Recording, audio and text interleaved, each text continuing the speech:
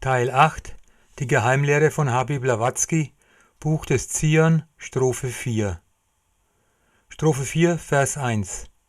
Höret, ihr Söhne der Erde, auf eure Lehrer, die Söhne des Feuers.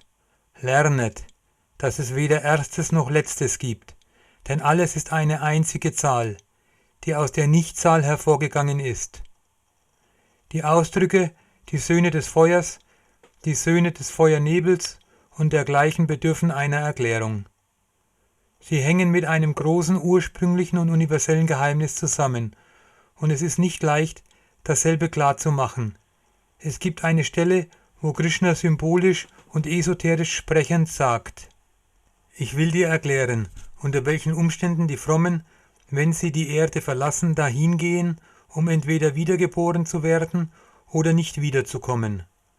Feuer, Licht, Tag, die Zeit des zunehmenden Mondes, das Halbjahr, wenn die Sonne hoch steht.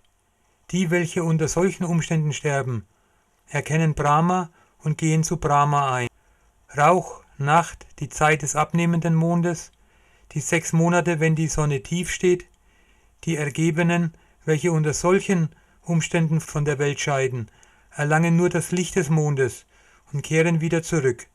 Diese 2 Wege, der lichte und der düstere, sind als der Welt ewige Wege bekannt. Der eine führt einen Menschen zur Nimmerwiederkehr, auf dem anderen kehrt man wieder zurück.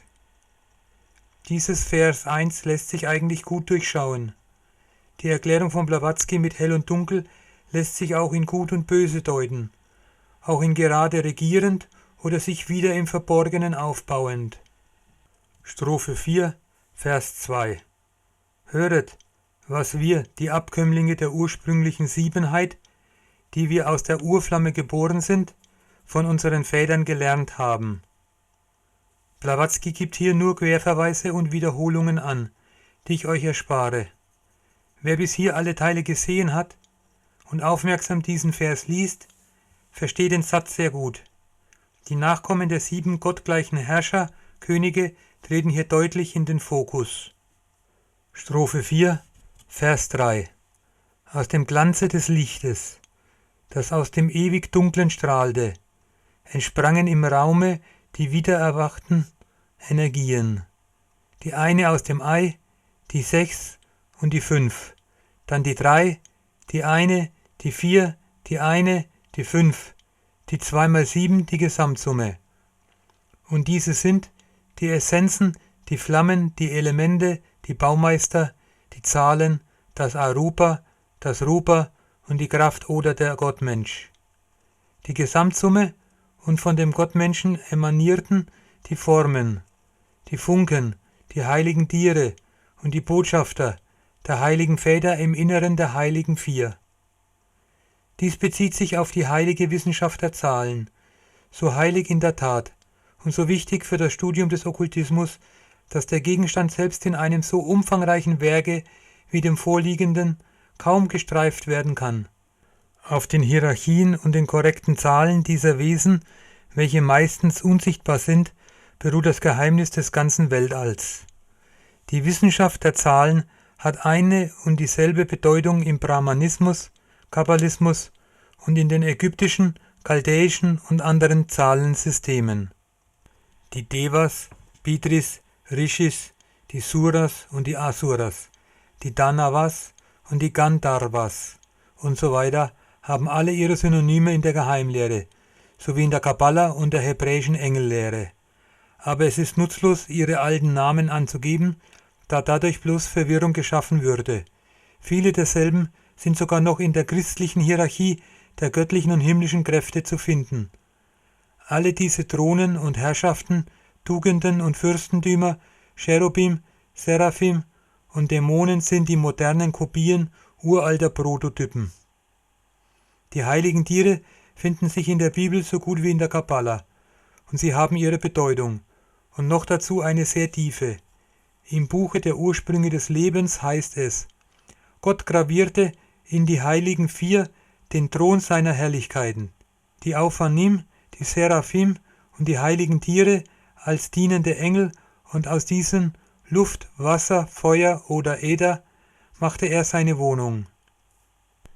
Ich ergänze aus meiner Sicht: Im Asburg-Tempel auf Atlantis gab es Zeiten, zu denen die bösen Mächte herrschten, und das waren dunkle Zeiten. Die guten Mächte mussten während dieser Zeit sich in Sicherheit bringen, Kräfte sammeln und die Nachkommen heranziehen. Das geschah wohl außerhalb von Atlantis. Diese traten eines Tages wieder ins Licht. Die 7 ehemaligen Herrscher hatten also zwischen 1 und 5 Nachkommen, siehe obigen Vers. Die heiligen Tiere, welche den Thron der Asen zierten, waren Adler, Löwe und Stier. Dazu gesellten sich Seraphim. Über die Aufanim werde ich an anderer Stelle schreiben. Strophe 4, Vers 4. Dies war die Heerschar der Stimme, der göttlichen Mutter, der 7. Der Funken der 7 sind untergeben und dienen dem Ersten, dem Zweiten, dem Dritten, dem Vierten, dem Fünften, dem Sechsten und dem Siebenten, der 7. Diese werden Sphären, Dreiecke, Würfel, Linien und Bildner genannt. Denn so steht das ewige Nidana, der O-I-H-A-H-O-U. Diese Strophe gibt wieder eine kurze Analyse der Hierarchien der Dihan-Chohans, die in Indien Devas, Götter genannt werden, oder der bewussten intelligenten Kräfte in der Natur. Dieser Hierarchie entsprechen die tatsächlichen Typen, nach denen die Menschheit eingeteilt werden kann. Denn die Menschheit als Ganzes ist in Wirklichkeit ein materialisierter, allerdings noch unvollkommener Ausdruck derselben. Die Heerschar der Stimme ist ein Ausdruck, welcher in enger Beziehung zu dem Geheimnis von Ton und Rede des göttlichen Gedankens steht. Wenn unsere Seele, Gemüt, einen Gedanken schafft oder emporruft, so gräbt sich das sinnbildliche Zeichen dieses Gedankens in die Astralflüssigkeit ein, welche der Aufnahmeort und sozusagen der Spiegel aller Manifestationen des Seins ist. Das Zeichen ist der Ausdruck des Dinges. Das Ding ist die verborgene oder okkulte Kraft des Zeichens. Ein Wort aussprechen heißt einen Gedanken hervorrufen und ihm gegenwärtig machen. Die magnetische Kraft der menschlichen Sprache ist der Anfang einer jeden Manifestation in der okkulten Welt. Einen Namen aussprechen heißt nicht bloß ein Wesen, eine Entität definieren, sondern auch es durch die Aussprechung des Wortes unter den Einfluss einer oder mehrerer okkulten Kräfte zu stellen oder zu verdammen. Für jeden von uns sind die Dinge das, wozu das Wort macht, während wir sie nennen. Das Wort oder die Rede eines jeden Menschen ist ihm selbst ganz unbewusst ein Segen oder ein Fluch. Jawohl, Namen und Worte sind entweder wohltätig oder übeltätig. Sie sind ja gewissen Sinne entweder vergiftend oder gesundmachend. Ich erwähne aus meiner Sicht die Funken der 7. Damit sind die Nachkommen der 7 gemeint. Diese dienen nun auch der Sache. Denn so steht das ewige Nidana, das meint, so steht der ewige Bund. Die 7 Götter oder gottgleichen Herrscher, deren manche Namen in Planeten und Tierkreiszeichen verewigt sind, sowie ihre Nachkommen, bilden den ewigen Bund. Und das bis heute. Was meinst du? Sind es die Guten oder die Bösen? O-I-H-A-H-O-U sind auch 7 Anfangsbuchstaben. Und wieder sind mehrere O dabei. Strophe 4, Vers 5. Der O-I-H-A-H-O-U, welcher die Dunkelheit ist, das Grenzenlose oder die Nichtzahl, Adi Nitna Swabhavat, der grenzenlose Kreis. Erstens Adi Sanat, die Zahl, denn er ist 1. Zweitens die Stimme des Wortes Swabhavat, die Zahlen, denn er ist 1 und 9. Drittens das formlose Quadrat. Und diese 3, eingeschlossen in dem grenzenlosen Kreis, sind die heiligen 4 und die 10 sind das Arupa-Universum. Dann kommen die Söhne, die 7 Streiter, der eine, der 8., welcher weggelassen ist, und sein Atem, welcher der Lichterzeuger ist. Adi Sanat, wörtlich übersetzt, ist der Erste oder Uralte, ein Name, der den kabbalistischen Alten der Tage und den heiligen Alten identifiziert. der neben seinen anderen Namen und Titeln auch Sanat heißt. Vertausche bei Sanat den dritten mit dem 5. Buchstaben. Sva Bhavat ist die mystische Wesenheit, die plastische Wurzel der physischen Natur. Der Name wird von den Buddhisten gebraucht und ist ein Synonym für die vielfältige Anima Mundi, aus der die schöpferischen, formenhaften und materiellen Werte hervorgehen. Im Rigveda ist Aditi die grenzenlose oder der unendliche Raum. Nach der Übersetzung von Max Müller die sichtbare, unendliche, dem bloßen Auge sichtbare, die unendliche Ausdehnung jenseits der Erde, jenseits der Wolken, jenseits des Himmelsgewölbes, gleichbedeutend mit der Mutter Raum. Sie wird sehr zutreffend die Mutter der Götter genannt, Deva Madri, da aus ihrem kosmischen Schoße alle Himmelskörper unseres Systems geboren wurden, Sonne und Planeten. Jetzt bitte aufpassen, liebe Zuhörer. Daher wird sie allegorisch folgender Art beschrieben. 8 Söhne wurden geboren aus dem Körper der Aditi. Sie nahte den Göttern mit 7, aber stieß hinweg den 8., Martanda, unsere Sonne. Die 7 Adityas genannten Söhne seien, kosmisch oder astronomisch, die 7 Planeten.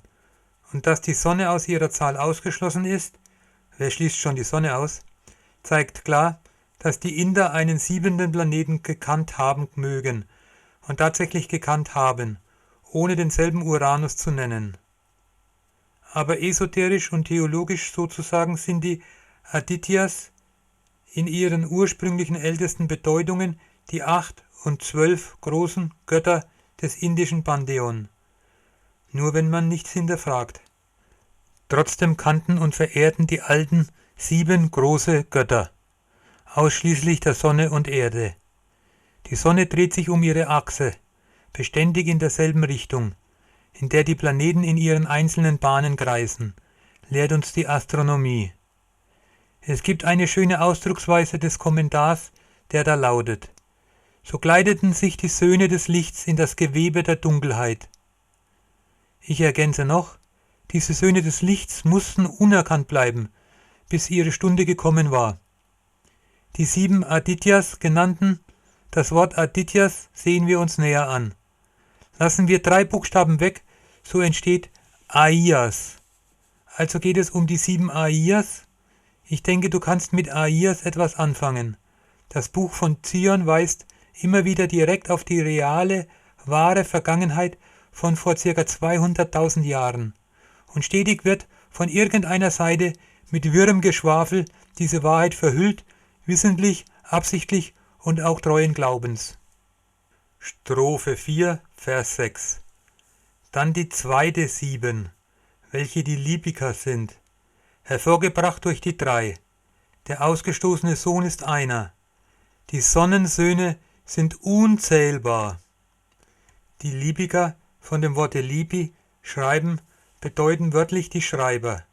Mystisch stehen diese göttlichen Wesen mit Karma, dem Gesetze der Wiedervergeltung, im Zusammenhang, denn sie sind die Aufzeichner oder Analysten, welche auf die für uns unsichtbaren Tafeln des Astrallichts, der großen Bildergalerie der Ewigkeit, einen getreuen Bericht von jeder Handlung der Menschen einprägen, von allem, was in dem phänomenalen Weltalle war, ist oder jemals sein wird.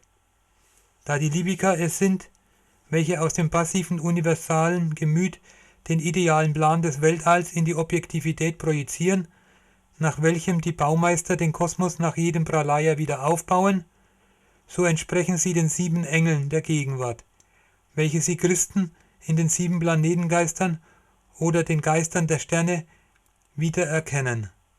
Die ewige Aufzeichnung ist kein fantastischer Traum, denn wir begegnen denselben Aufzeichnungen in der Welt des groben Stoffes. Vielen Dank für das Zuhören. Blavatskys Texte verstehen viele erst im Laufe der Zeit. Die Schreibweise ist aus dem 19. Jahrhundert. Viele Begriffe sind aus fernen Kulturen. Ich gebe manches vereinfacht wieder. Es werden viele Teile. Das erfordert Zeit und echte Mühe. Auf alle Fälle ist es immer spannend. Deshalb lohnt es sich, mir zu folgen und den Kanal zu abonnieren. Auch über ein Like freue ich mich ehrlich. Bis zum nächsten Mal.